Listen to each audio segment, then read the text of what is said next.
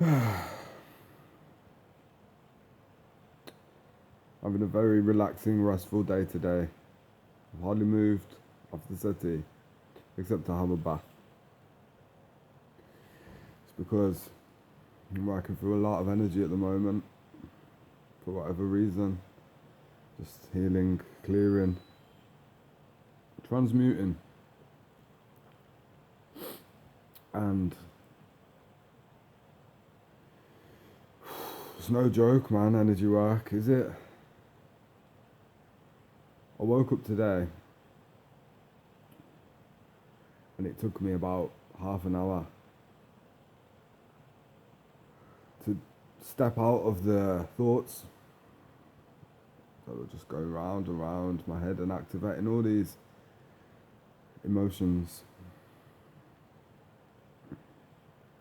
I was connecting with the pain of rejection, abandonment,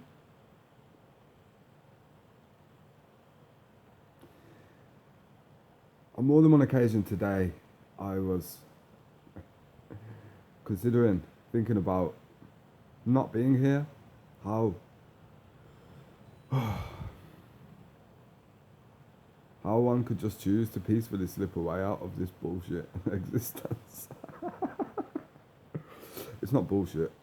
It's not. Life is beautiful, it's wonderful, but sometimes in the name of learning in this life and healing and growth, we have to go through some very precarious situations or, painful experiences. And so the one which is sitting with me at the moment is my divine counterpart. I don't know whether you believe in this phenomenon or not. I actually saw a video on YouTube earlier, I didn't watch it, but I saw the title and it said, twin flames are not real. It was trying to say that this powerful sense of connection with another that I have felt for years and years building up, and even before even knowing who this woman was. Well, it is real, because it's not about another person, it's about me, it's about my growth, our individual growth, So, in this connection, we, both came out of nowhere, we connected, and then just this unmistakable sense of knowing, sensing somebody, a soul. And so very quickly we just dived right into it, and we agreed that we wanted to get married, and that that would be what we would choose. But the madness, the passion, the excitement, it was failing to take into consideration the fact that there were things within us that needed to be healed before we can present as a safe partner, both of us.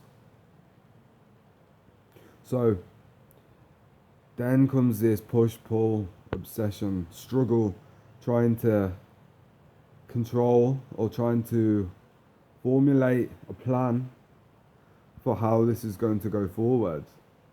But unless two people are meeting in the middle and are both responding from that space, then it becomes about two humans trying to control a situation, even if they think that it's best for both parties involved for it to be,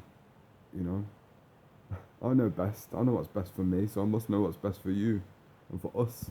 Well, no. So there has been some working out of trauma, wounds, patterns, as I say, obsession, limerence. I've only become aware of this word recently, limerence, and that is a romantic obsession, right? And now this stems from childhood, from rejection and abandonment wounds, from our parental figures or guardians. So if you see love,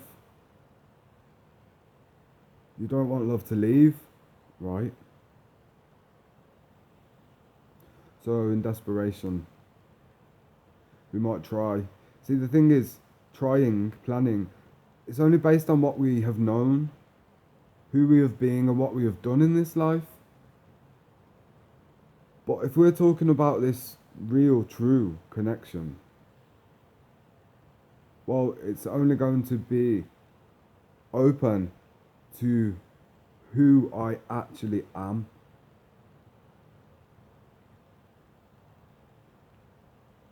A child of God, a faithful man in this life. Who I have been. That was a curious boy trying to come to terms with things and understand this sacred gift that we call life.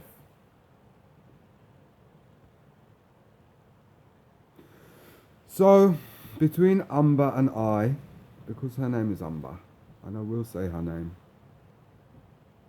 because I can.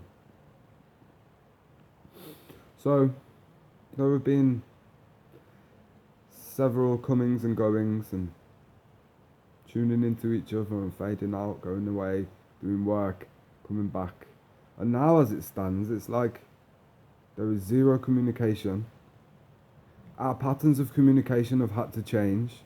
So I don't even know whether we are going to be back in communication in this life. I don't truly know that.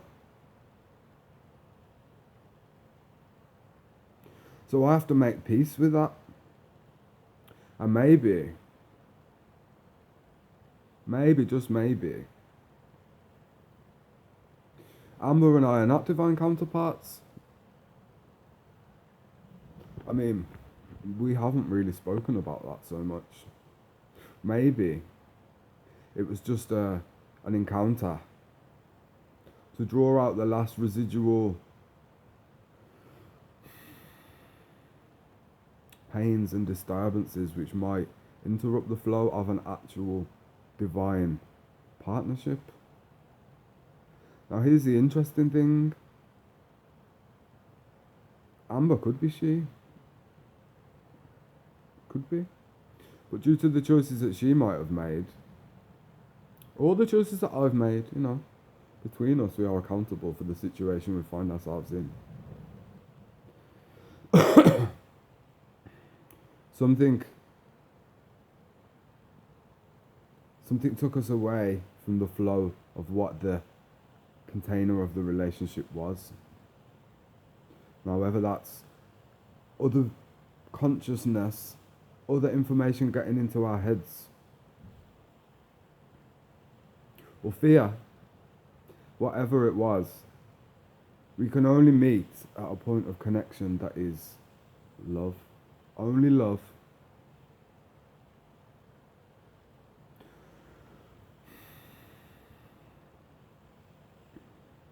I don't feel called to reach out to Amber at this time. I would love to. I would love to be able to. No, I am able to. I can. But that's not what's going on. The dynamic of connection. It's like the next stage. Probably for her to approach me. Maybe. I don't know. God's just not telling me to be in communication at the moment.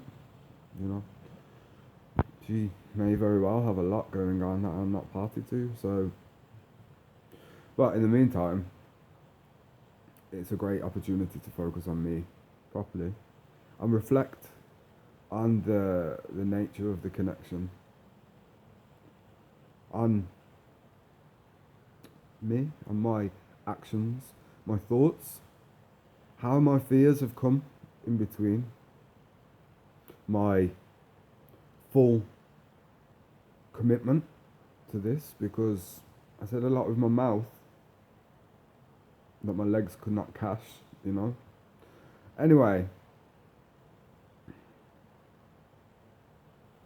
love between two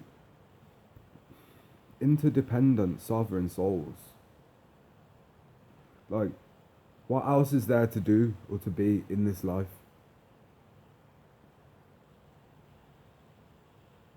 I don't know. I feel like that is my mission here on this earth, primarily. To love a good woman and be loved by a good woman in return and just show people, just reflect that love. So it is coming. It is coming.